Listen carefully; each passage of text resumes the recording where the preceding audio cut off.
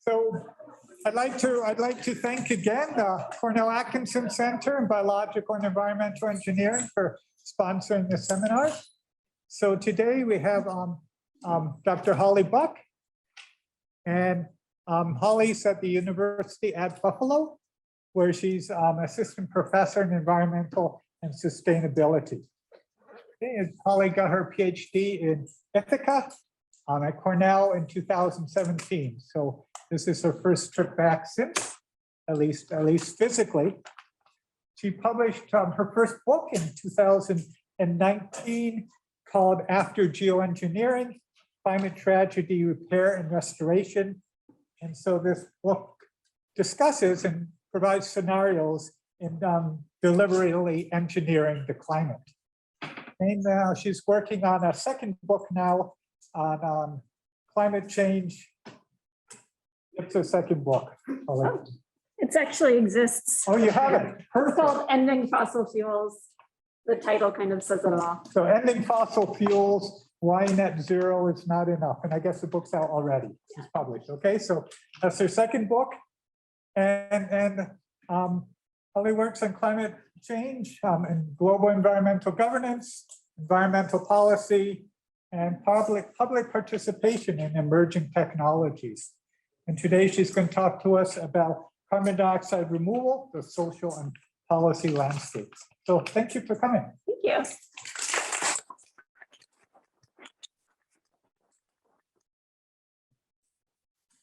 So today I want to basically cover three main things.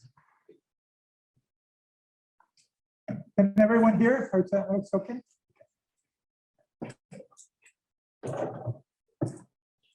Which is why carbon removal, how much carbon removal are we talking about? What's the current political landscape and what sort of social science is useful? And I know that in this seminar series, you probably have heard some about carbon removal. I know you're going to hear more about it from Dr. Steve Smith shortly. I'm going to start with kind of a big picture view on this question of how much carbon removal is being discussed. And really the context for this discussion for me and for many is this idea of net zero. You know that there have been all of these net zero climate targets announced. About 3/4 of emissions are now covered by a net zero target somewhere.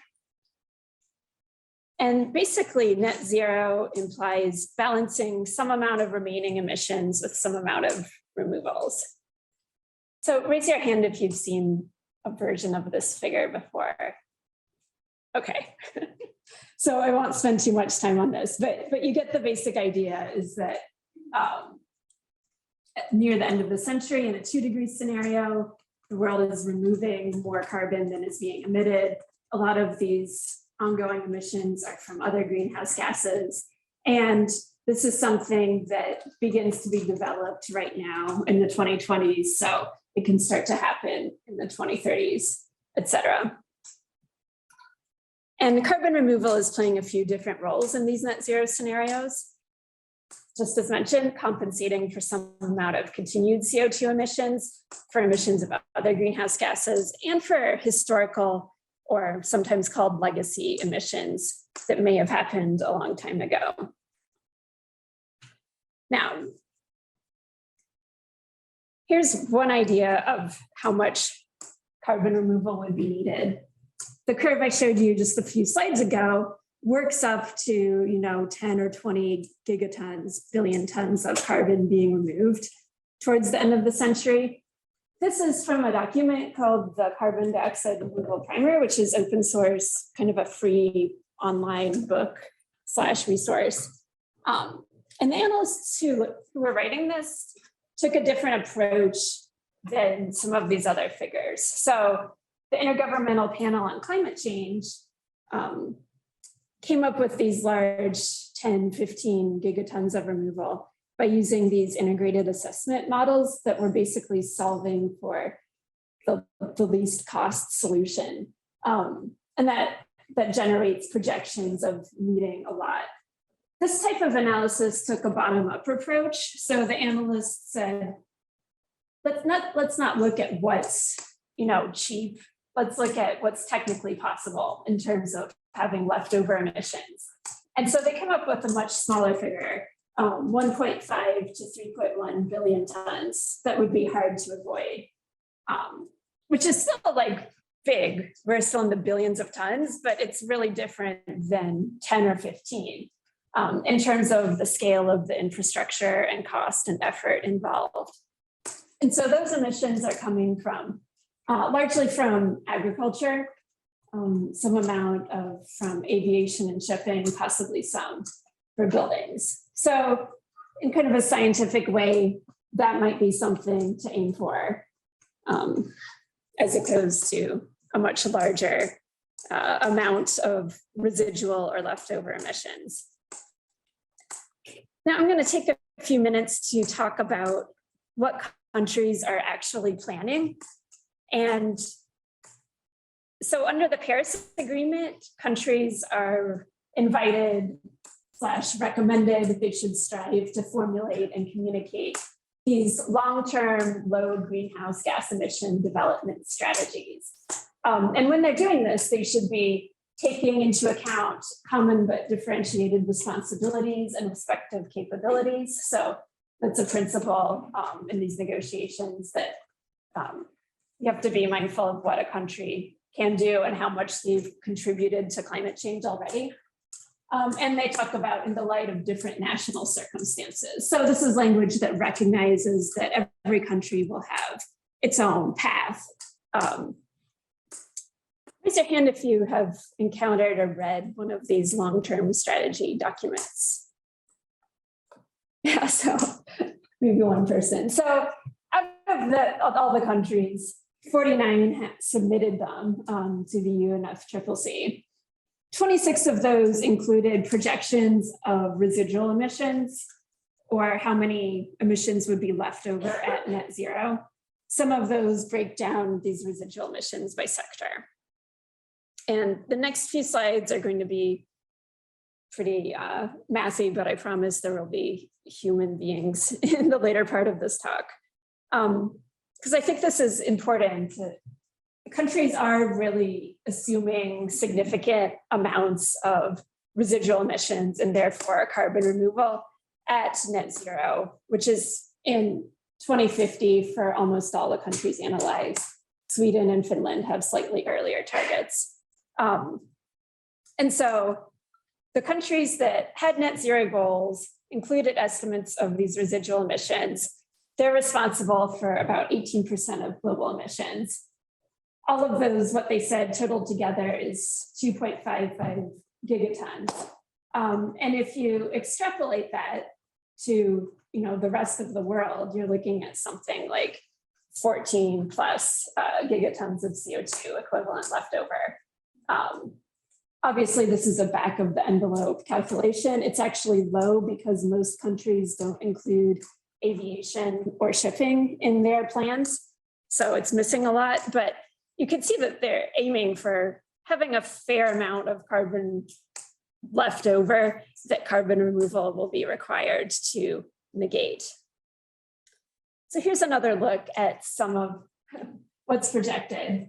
On average, countries have about 20% left over. So for example, in New York State, we have the COPCA. It's a law that says that New York State is going to get down, cut 85%, we might have 15% left over. Other states are trying to work out what their percentages of leftover emissions might be. But obviously, you'll notice that the US obviously has a much higher emissions than these other countries, European countries that even bothered to project how many they would have at mid-century, and also has a number of 30% left over. So that's a lot to contend with. Here's another look in terms of where those residual emissions are coming from. I think my colleagues and I who worked on this paper were concerned that maybe there would be a lot of fossil fuel energy emissions left over. That's not too much the case. Mostly they're from agriculture and from industry. Significant amount also from transportation. Also noting that basically only the UK even bothered to count international aviation and shipping, so that will also expand. And if the US, which did not, specify a sectoral breakdown, did so, then this picture would change completely because the US is responsible for so much of these emissions. So one more graph before we get into what this all means. This is just kind of a country by country look at where these residual emissions are coming from. So you can see that some countries like France, a lot from agriculture, other countries maybe more from mining or electricity, other things. But the striking thing about all of these documents is very few countries define their residual emissions. Very few countries define where they expect these continuing emissions to come from. So for me, the question really is, are we thinking about this net zero world where there's this massive CDR, that's an acronym for carbon dioxide removal, is compensating for ongoing emissions? Net zero is kind of this permanent state for the future. Or are we thinking about a net zero world which is actually trying to end fossil fuels, with net zero as kind of this temporary interim state at mid-century, but moving towards full zero near the end of the century? And it's really not clear in these long-term strategy documents. Countries just haven't gotten to the point of clarifying that, but it has huge implications for decisions we make right now about what sort of fossil fuel infrastructure, what sort of transportation infrastructure to invest in, because we know we have this production gap. I recommend checking out this report. Basically, it's looking at what countries plan that they're going to produce in terms of fossil fuels and what the production consistent with both climate pledges that exist, but also temperature goals are, and it's a pretty big gap. So that's kind of the big picture look about where I'm entering this conversation about carbon removal. Countries are betting on it. They're not specific about how it will be delivered. So thinking about what is the current political landscape, and I'm going to mostly talk about the US here. And I'll talk about four kind of factors. And the first one is growing government support. So I just mentioned a whole bunch of long-term strategies. This is a figure from the US's long-term strategy. So basically, they talk about the historical removals from the landscape, mostly from forests. Those have been 0.8 gigatons removed so far. They're thinking about a range in the future because obviously things like wildfires, like climate change, impact the forest sink. And then CDR removals here are kind of on top of the land sink. So they're projecting 0.5 gigaton removals to stay within the US's net zero by 2050 kind of aspiration. So that gets added on top of what you're counting for forests. And so there's this kind of stated government goal kind of from the executive branch to figure out how to do this. And I'll tell you a little bit about the existing sort of infrastructure and projected. These next few figures I have taken from Princeton's Net Zero America report, which I also highly recommend reading, just to kind of illustrate more spatially what any of that would mean. And so this is the existing network of CO2 pipelines,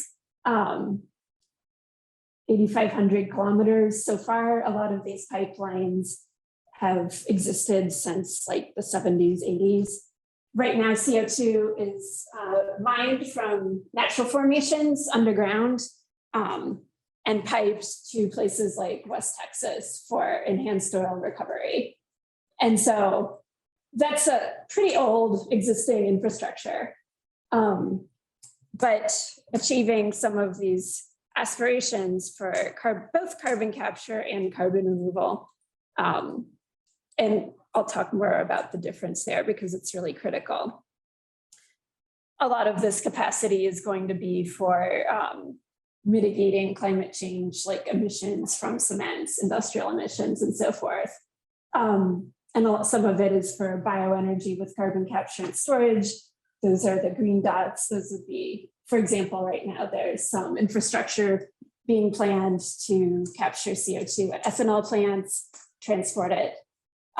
So a pretty big infrastructure in some of these scenarios that would be able to move around this carbon. So when we see these figures of, X many million tons or gigatons, that all translates to things like industrial facilities, injection wells, pipelines. And this is another projection from the report of what might be necessary.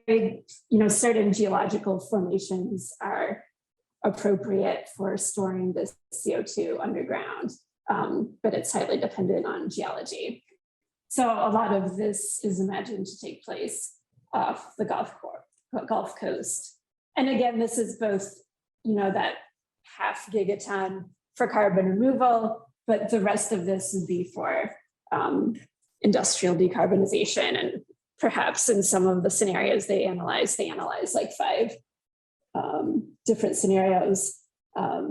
Natural gas with CCS is in some of them and not in others. So you can read that whole report.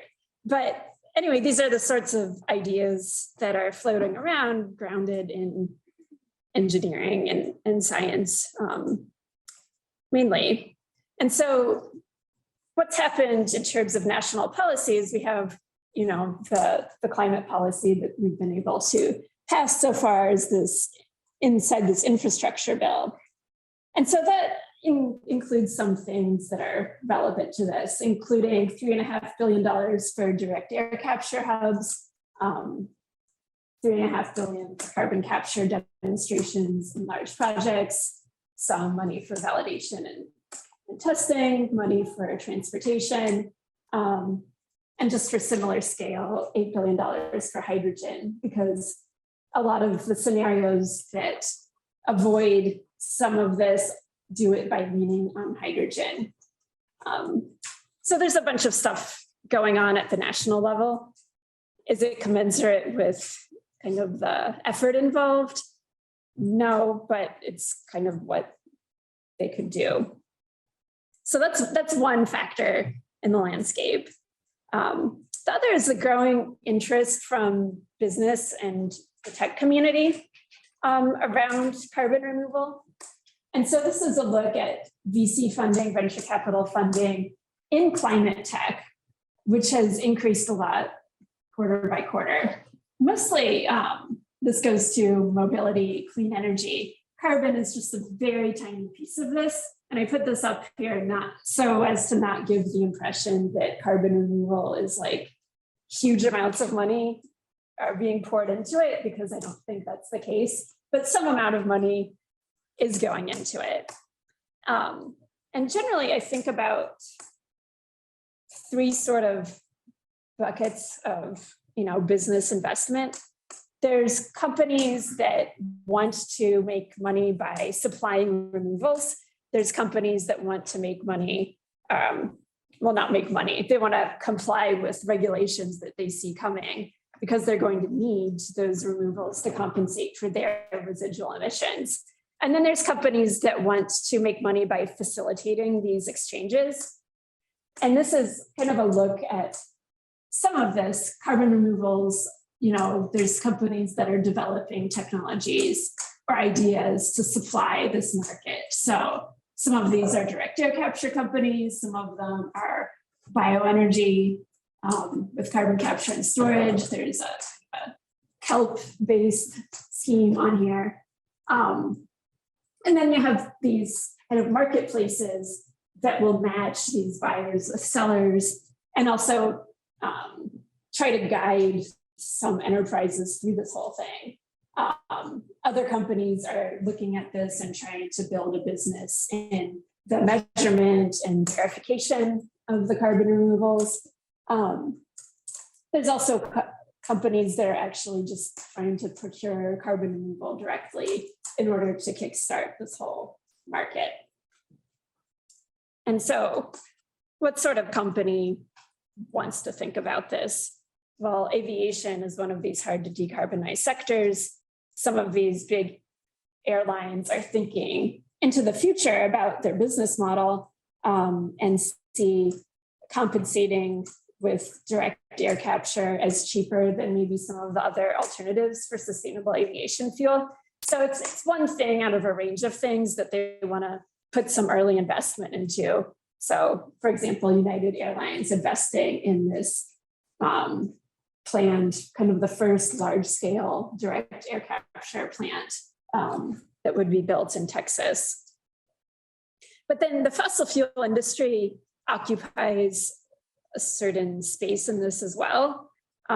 So Aramco, for example, I think probably the world's largest company in general. They have this kind of circular carbon 4 hours framework where they're thinking about continued legitimacy in terms of reducing emissions, carbon recycling, reusing it, so turning CO2 into other products, and also removing carbon from the atmosphere. And this is part of a narrative.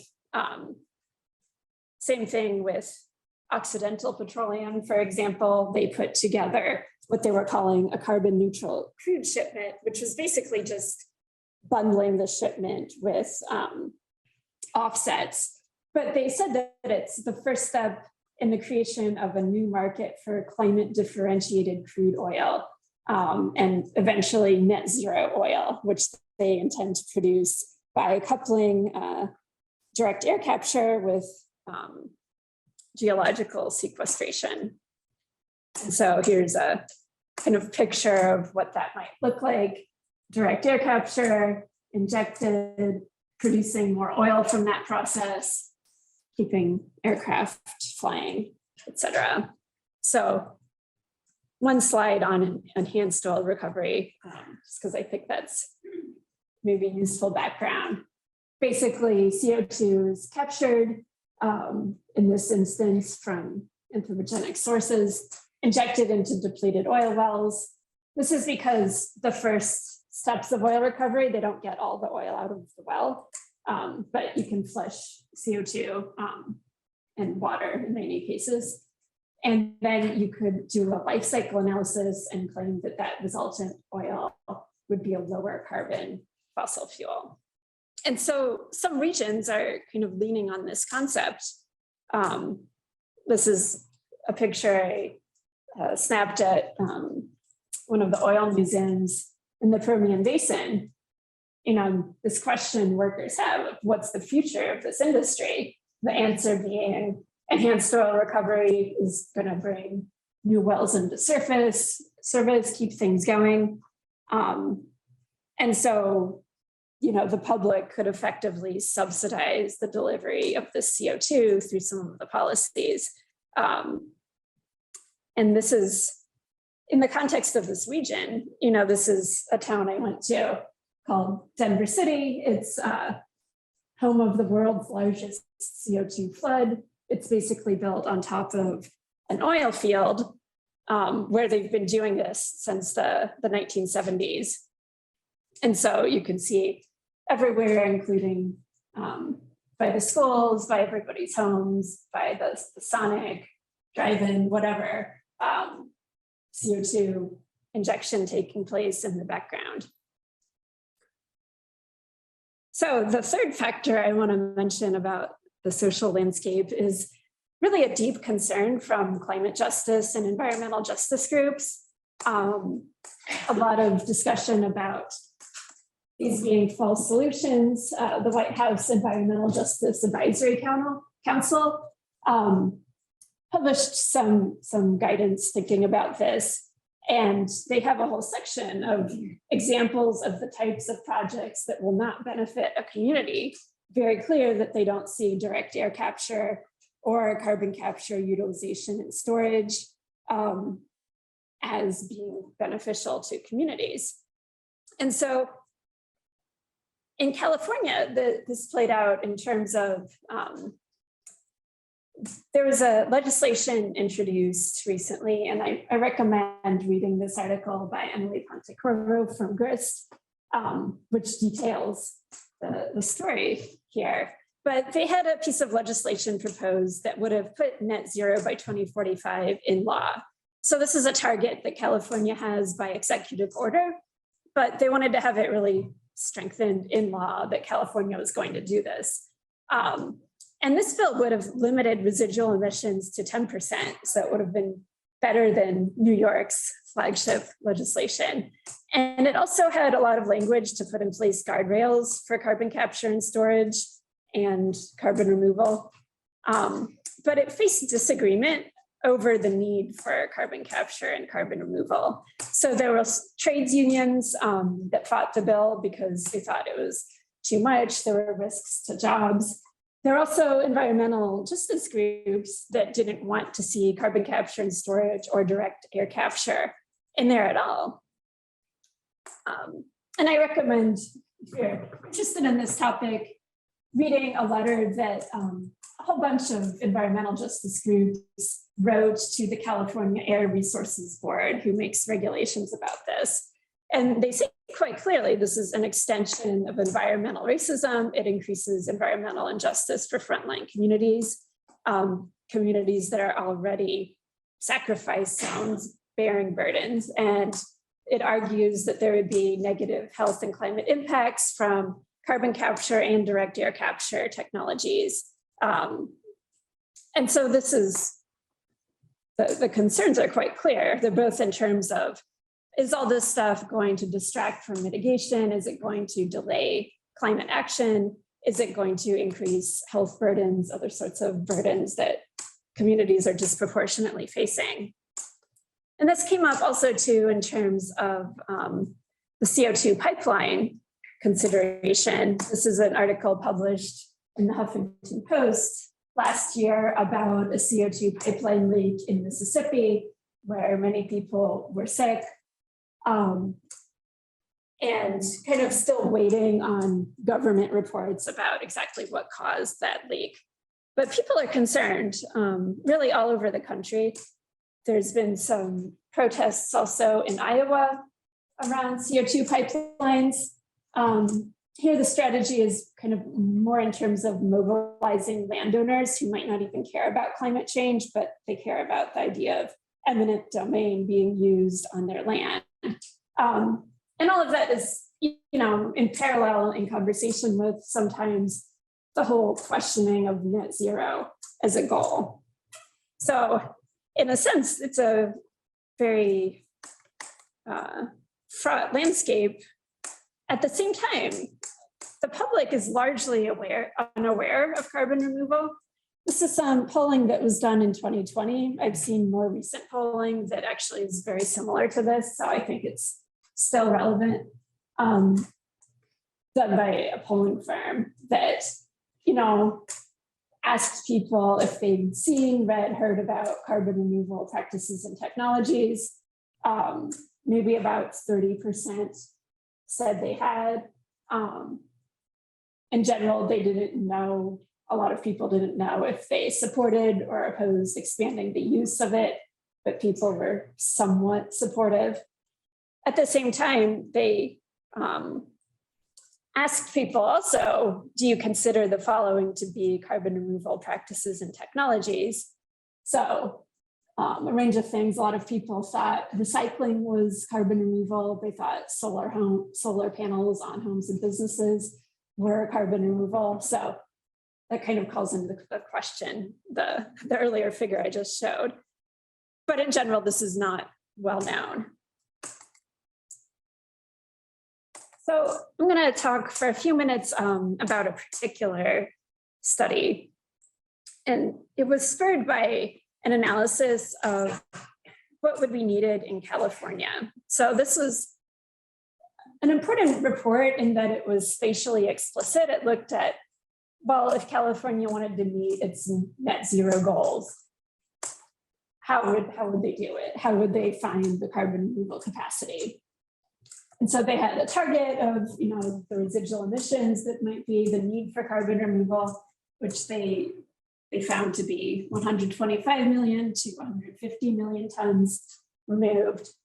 And in this analysis done by Lawrence Livermore, they found that converting waste to biomass to fuels and also storing CO2 was a really important pillar. They also included some amount of carbon storage through natural and working lands, and a small amount of direct air capture and CO2 storage to make up the rest. And so this is a study we did about carbon capture and storage.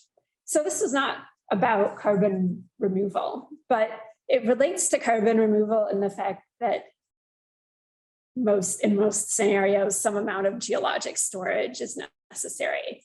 So the geologists analyzed where in California would have suitable geology to store the carbon. Two regions that we looked at were in Kern County towards the south and the Sacramento Delta. And so in the Delta, it's a pretty unique ecosystem. It's agricultural, recreational. There's been a lot of controversy over water management, more than we can go into today.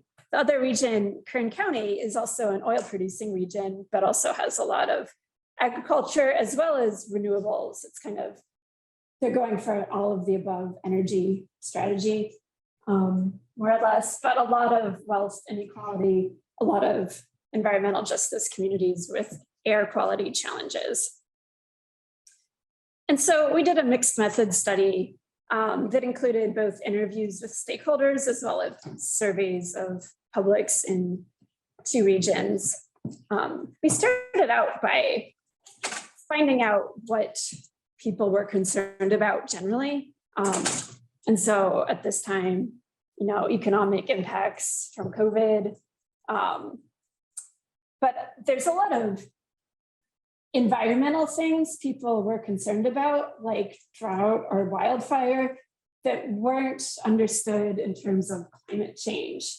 So climate change as an object was not as concerning as some of these other things like long-term water shortages. We also found that less than 30% of people were familiar with carbon capture and storage, people who were stakeholders, which generally means people that had some sort of leadership position within an organization. They might have been working for NGOs, they might have been working for government or business, were more familiar with the concept. So slightly higher than other surveys, but we talked with them, describing carbon capture and storage to them. We found that, initially people they don't have a strong position. So these numbers, we asked, do you support this on a scale from 0 to 100, where 0 is like, we definitely don't support it. 100 is that we do, right? And so the fact that so many people were in the middle, it doesn't show up in this table, but it wasn't just that it was polarized, it was more that people just didn't know. So they had kind of a neutral answer. So we asked them this, after they first heard about it, then we asked them about having it in your region. Then we told them possible components of a project, and then had supportive arguments and opposing arguments. And kind of one of the main takeaways here is that, after hearing more about it over the course of this interaction, people are less supportive of it. And then by supportive arguments, I wanted to tell you what some of those were. So, for example, jobs, that was the most, one of the more convincing arguments. Also in terms of generating revenue for local infrastructure, in terms of climate arguments, those were less convincing. opposing arguments that we shared, this could put our farms at risk. Storing pollution is dangerous, especially in an ecologically rich area. Often projects like these hurt people in poorer communities and communities of color.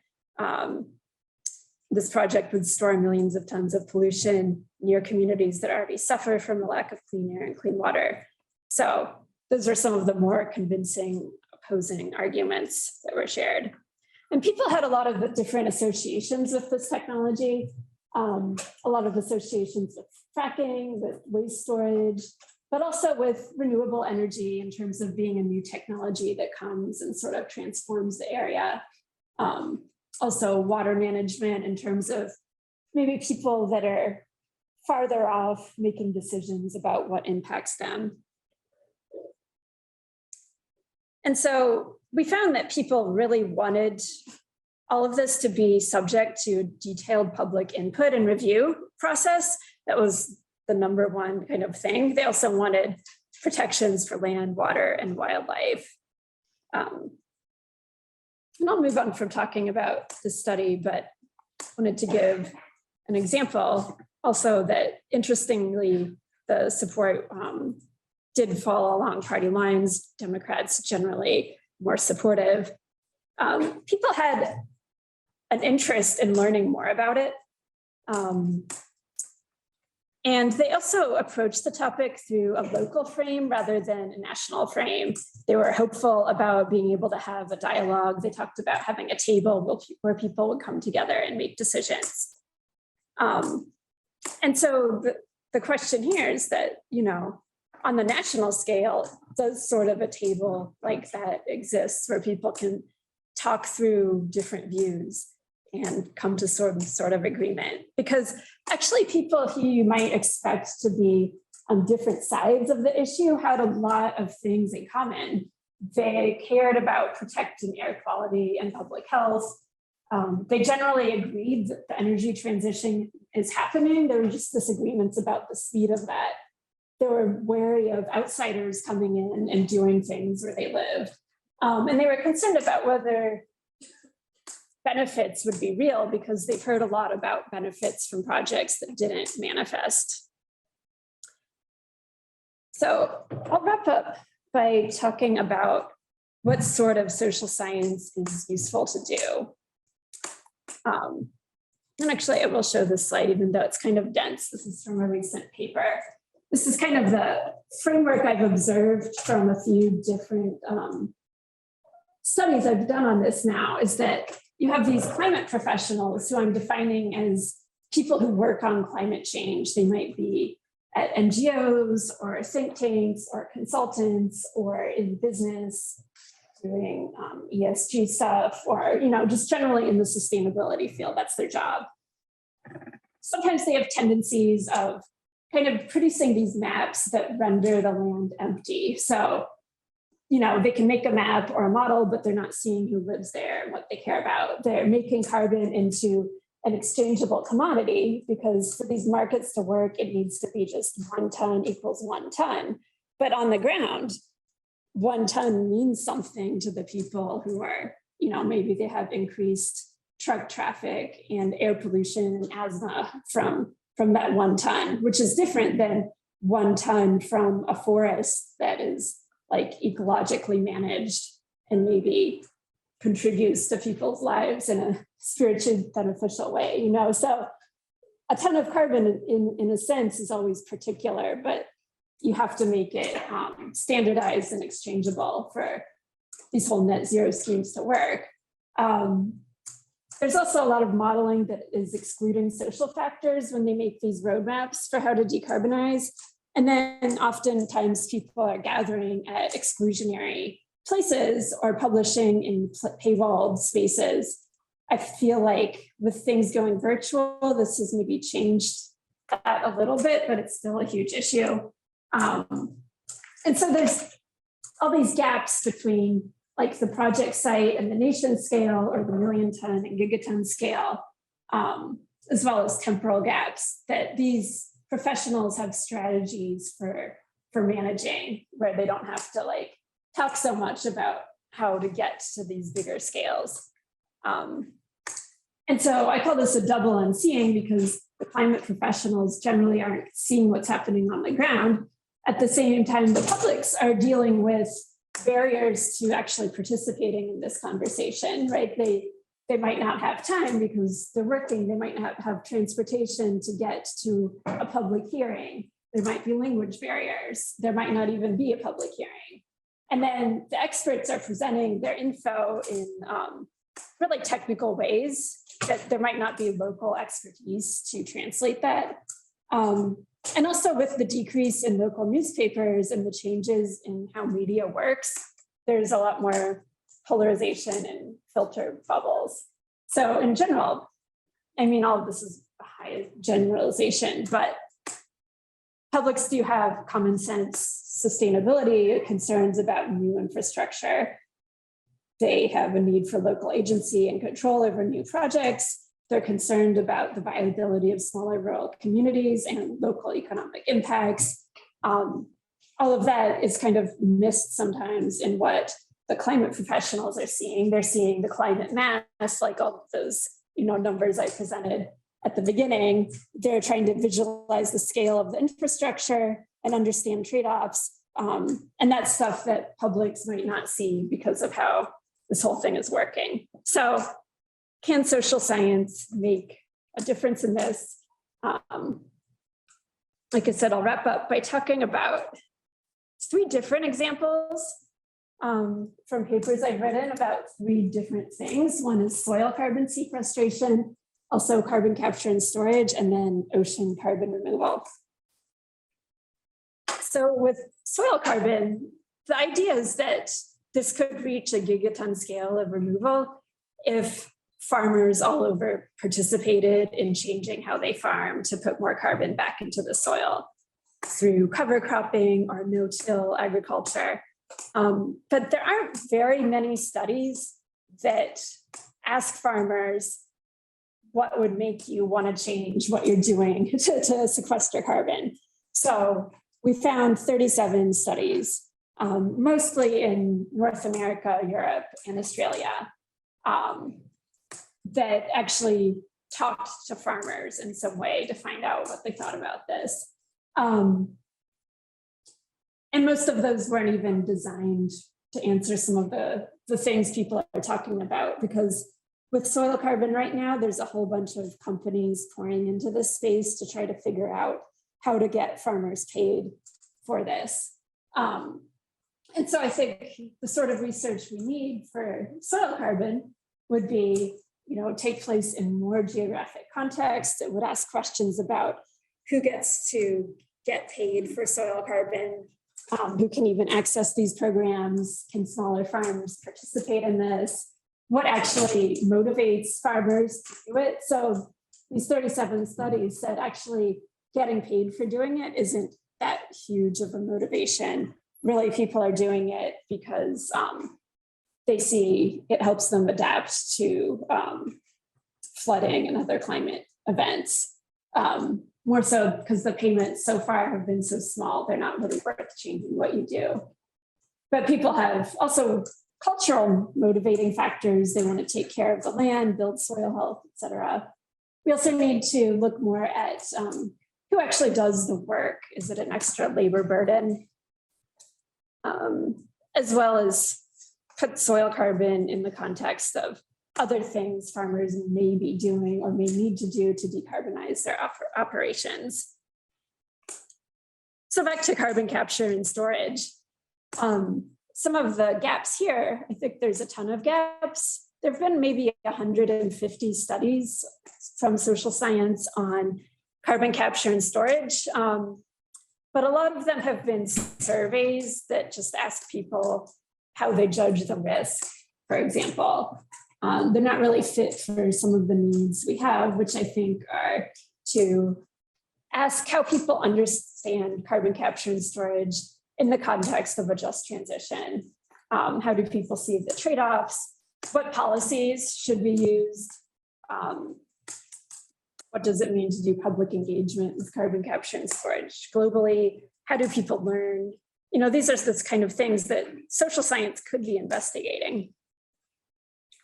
Friendly ocean carbon removal. So that's a more futuristic thing. There's basically no studies on what people think about ocean carbon removal. So there's some analogs that you can look to start to sort of form hypotheses, like deep seabed mining, like offshore wind, like aquaculture. All of those things are infrastructures that impact the ocean that might be analogous to ocean carbon removal techniques. And so I was part of a National Academies report that wrote a research agenda for ocean carbon removal. Some of the things we discussed on the social science side were that the social implications of these techniques, and I'm not sure if this is even familiar at all. So with ocean carbon removal, some of the ideas assessed include ocean fertilization, so putting nutrients into the ocean to produce plankton blooms that could, in theory, sequester carbon, things like growing seaweed and then sinking that seaweed to the bottom of the ocean. Also ecosystem restoration, artificial upwelling, so pumping up water from different depths, electrochemical approaches. There's a number of things that are kind of in the very frontier stage of the science isn't there to really know if it would work, but people are interested in ocean carbon removal because of the limitations of the land to deliver these huge gigaton scales. So the sort of social science that we might need there would be multi-scalar, both place specific, but also thinking about how national and international policies are going to affect communities on the ground. We talked a lot about community engagement, how the research needs to be interdisciplinary, and also thinking about this not just in a silo, but what happens to food systems, what happens with energy. And some of the things that were recommended in this report, this is a research agenda for the United States, thinking about how this, interacts with adaptation, mitigation, et cetera. Kind of just put this in here for reference in case you were interested in what a committee of scientists said should be spent on that. But kind of the bottom line is that there's not much social science on carbon removal. It could be useful to have like academic peer-reviewed social science because there's just a lot of noise. There's a lot of hype from companies. There's a lot of, people who maybe could benefit from kind of having a more systematic look at some of these questions. And I mean, this is not what we have right now, but ideally we could have science that's co-produced, but also place specific, that treats these different scales and looks at how they interact, that focuses not just on what technique, so which of these approaches, but how it could be done to be better for communities and the climate or not. And really looks at social relations between people, between groups of people, including people who are expected to do the work of removing this carbon, and treats carbon removal in the context of mitigation, looks at in what instances this could delay cutting emissions, how does it impact adaptation efforts, et cetera. So I invite questions on any of this. I can try my best on the physical science side. I'm a sociologist by training, very happy to answer social science policy questions as well.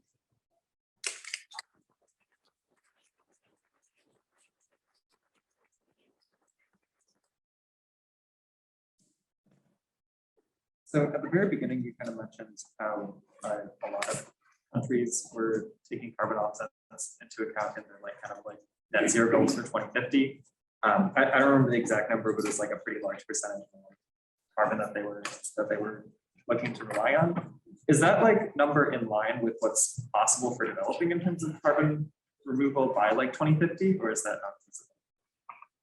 Great question. I think it's, I don't think it's feasible, but it's hard to say because the social part of this is missing, right? So you can find literature that looks at the technical potential of each of these strategies, that looks at, soil carbon could deliver X many tons and direct air capture maybe X many.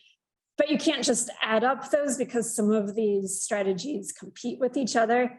And then you don't have a correspondent literature that says, okay, that's technically feasible, but it's not really socially feasible because we don't know how to coordinate the actions of billions of farmers at the same time. So I would say that no, it's not realistic what countries are planning for. First off, thank you so much for coming in and speaking to us. My question is, how do you assess the trade-off between the benefits and consequences of some carbon removal strategies? Like, for example, you mentioned like you could facilitate plankton blooms, but those also have harmful effects, or like carbon capture benefits versus sort of like consequences of leakages and stuff. So how would you assess, I guess, the trade-offs between benefits and the consequences? Well, I think that, repeat the question. Yeah, please. Sorry. So the question was about how to assess the trade-offs with different approaches. And I think one thing that makes it hard is a lot of these techniques are at different stages of technological maturity.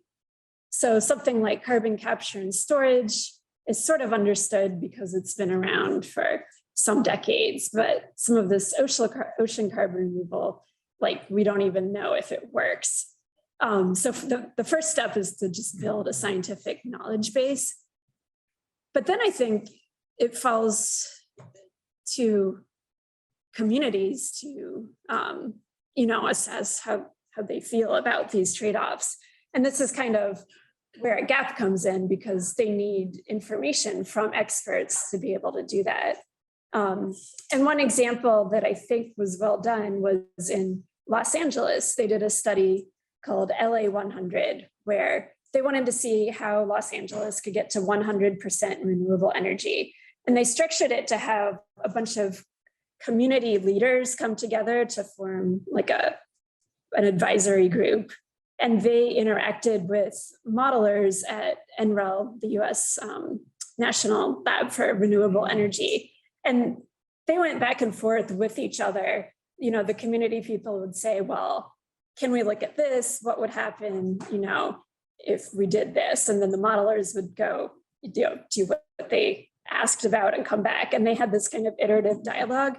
And I think that that's what the government should be funding, is those sorts of dialogues between people with technical expertise and community groups who are in the position to evaluate what those trade-offs mean for them. So here's a question from the webinar. And it says, could you speak a little bit about the relationship between environmental justice groups, organizations, and these technologies and techniques? How did the opposition come to be so firmly felt? Are there particular negative examples they're looking to avoid? Yeah, I think a lot of it, there's a lot of things. I don't want to simplify it too much, but because there's the whole contextual history of industrial development generally in the US, where we know that communities have been on the short end and are facing all of these burdens. So that's part of the context. But more specifically, part of the context for this issue is that carbon capture and storage was first introduced as a climate concept in the context of clean coal around 2005-ish, where a lot of coal companies were seeing, putting carbon capture and storage on a coal plant as a way to continue operations, which is an idea that's mostly, I think it's fair to say, mostly not taken seriously, except in very small areas. Partly because cheap gas from the fracking boom made coal not economical. But so there's already a history of carbon capture and storage being a false solution that I think feeds into where we are today with this topic.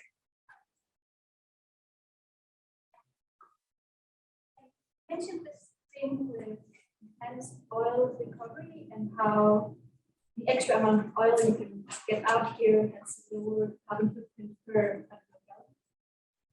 But at the same time, you invest to the total amount of oil you get out of there, which we already can so much up. So I'm just wondering about this.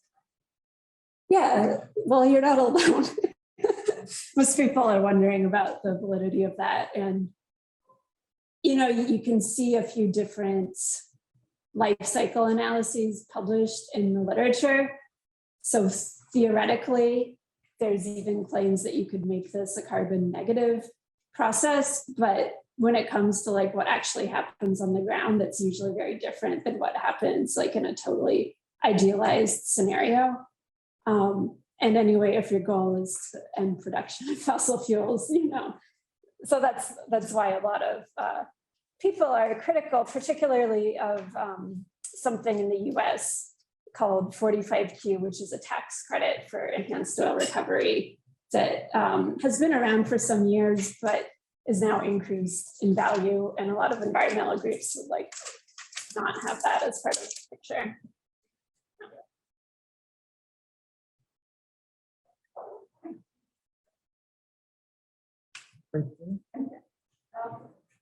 How do you think we should handle, like on a global scale, how like developing countries don't really have the infrastructure to like reduce their CO2 emissions?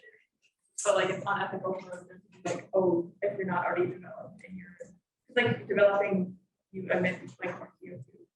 So like, I don't know, how do you think we can handle, like should like the already developed countries have more responsibility to capture more carbon, whereas the developing countries shouldn't be required to as they're developing?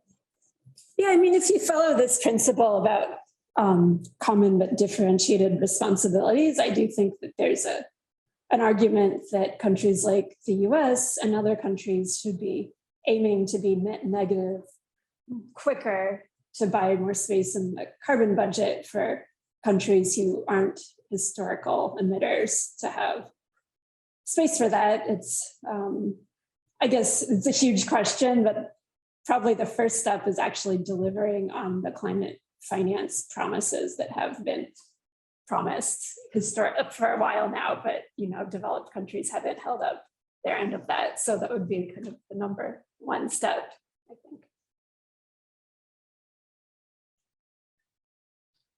I had a question. In the beginning, you talked about like residual emissions that were going on agriculture on the top over there. I was wondering, like, where exactly do you see those emissions coming from? Is it like fertilizer production or like machinery? Like, where exactly are those residual emissions? Yeah, I mean, in terms of agriculture, fertilizer is a big part, fertilizer management, ruminants, so methane from livestock. In terms of industry, you know, some of that is possible to mitigate, like cement, you could put carbon capture and storage, but we don't yet have this green hydrogen infrastructure for some of the other industrial processes that require high temperature heat. But I think long-term agriculture is probably the hardest thing.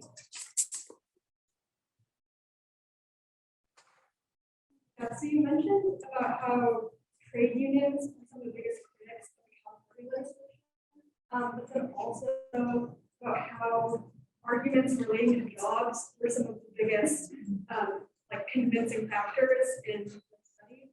And to me, that seems to be like a little bit of a contradiction. So I was wondering if you could speak a little bit about that like communication disconnect between carbon capture and union labor. Yeah, I think in general, unions are pretty supportive of carbon capture. They just didn't want it, you know, capped at that 10%. They might have wanted, you know, flexibility. They felt like that particular legislation was too constricting. And I also think, if I remember correctly, that legislation didn't want any enhanced oil recovery as part of this. And that was controversial as well with some of those groups.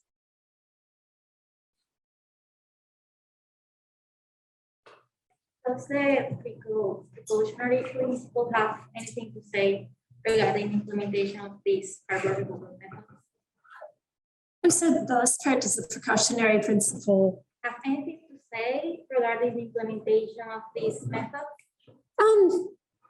Yeah, I mean, a lot of the discussion around this has been about the precautionary principle and, you know, saying that these are untested. Some of these are more tested than others. So some of these frontier ocean techniques, for example, are not tested. And that's, people say, why would we want to, you know, why don't we just focus on cutting emissions? And I think that sometimes those arguments get harder over time because the climate crisis is a crisis. So then you have people on the other side saying, well, we're in a crisis if we don't do this, and it kind of goes back and forth.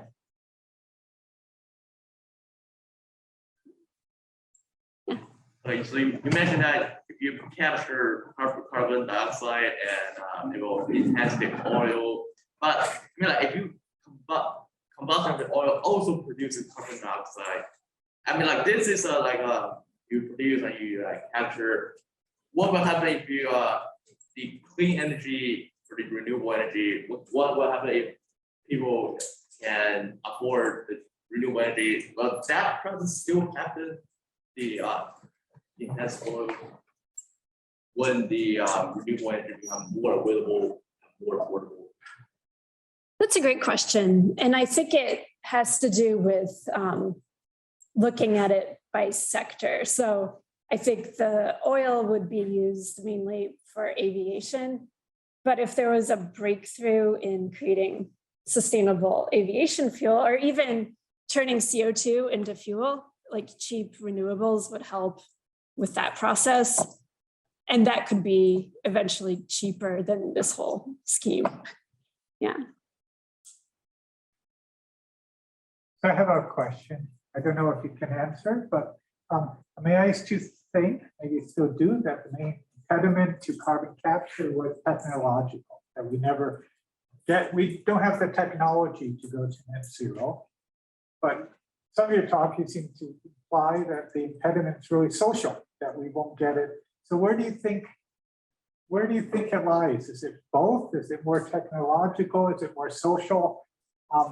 Where is the real, what do we really have to get by to get it done?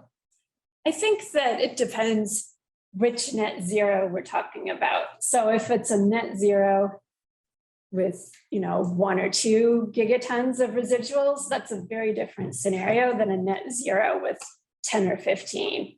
And obviously, I think the lower amount is more doable, both technically and socially.